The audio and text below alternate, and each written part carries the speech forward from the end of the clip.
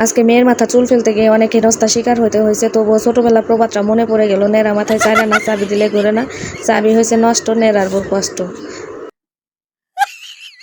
মেয়ের মাথার চুল ফেলতে গিয়ে এতটা পরিমাণে কষ্ট করতে হবে আগে জানলে আর জীবনও চুল ফেলতে যাইতাম না। আসসালামু আলাইকুম, কেমন আছেন সবাই? তো এই তো আমার মেয়ে হওয়ার পরে 21 দিনের দিন চুল ফেলা হয়েছিল, এরপর আর মাথার চুলগুলো ফেলা হয় নাই। তো আজকে মাথার চুলগুলো ফেলে দিব। তো এত পরিমাণে নড়াচড়া করতেছে, চুলগুলো ফেলায় যে কি পরিমাণে কষ্ট করা লাগতেছে তা বলার বাইরে। এখন অনেকে হয়তো বলতে পারেন যে এত কষ্ট করে চুল ফেলার কি দরকার, জাগনা না রেখে ঘুমাইলেই তো পারতো, চুলগুলো ফেলে দিতেন। কিন্তু এমনই অবস্থা, আমার মেয়ে দিনে এত ঘুম পারে না। দিনে 2-1 বার যাও ঘুম পারে, 10 মিনিটের 15 মিনিটের বেশি ঘুম পারে না। ওর ঘুম মূলত অনেক কম পারে। ওর চুল এত পরিমাণে পাতলা হওয়ার পরে একবার চুল কাটা হয়েছিল, তারপর আর চুলই ফেলা হয় নাই। এর কারণে ভাবছি বেশি বেশি চুল ফেলবো, তাহলে বেশি বেশি করে চুল হবে। যেহেতু মেয়েদের তো চুল ছাড়া ভালো লাগে না। এখন ডাক্তাররা বলে যে চুল ফেলা অতিরিক্ত ভালো না, কি আর করার, কিচ্ছু করার নাই।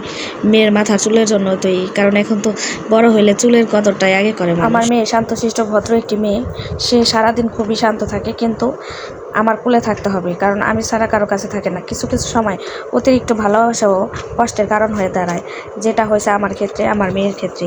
আমার মেয়ে আমাকে এতটাই ভালোবাসে যে আমার থেকে কারো কাছে থাকে না, আমাকে 1 সেকেন্ডের জন্য দূরে রাখে না।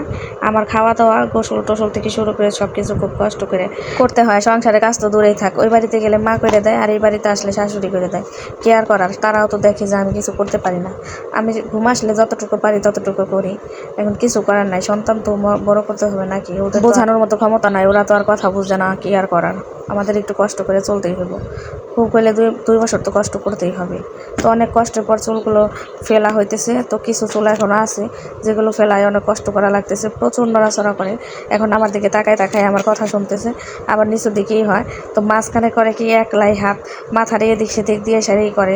মাঝে সাঝে হঠাৎ করে যদি কাইটে লাইগে যায় তাহলে তো খুবই খারাপ অবস্থা। এখন তো মেয়ে অনেকক্ষণ সহ্য করছে, এখন বিরক্ত সেরে এখন কান্নায় শুরু করে দিয়েছে।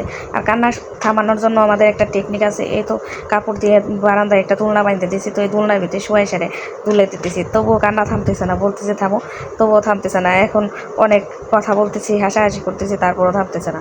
পরে শেষে উঠে সেরে আবার চুল বাকিটা কাটা হয়েছে। তো দেখেন কি সুন্দর লাগতেছে। চুল কাটলেও মানুষের অন্যরকমই সুন্দর লাগে। তো মাশাআল্লাহ আমার বেবিটাকে অনেক সুন্দর লাগতেছে। তো দোয়া করবেন সবাই আমার মেয়ের জন্য। তো এখন সে খুব খুশি, এখন আবার একলা একলাই দোলে খেলবে। মেয়েকে দেখে মনে হইতেছে নেড়া মাথার চাইরা না, চাবি দিলে ঘরে না। আগে খুব বলতাম, তো এখনো বললাম।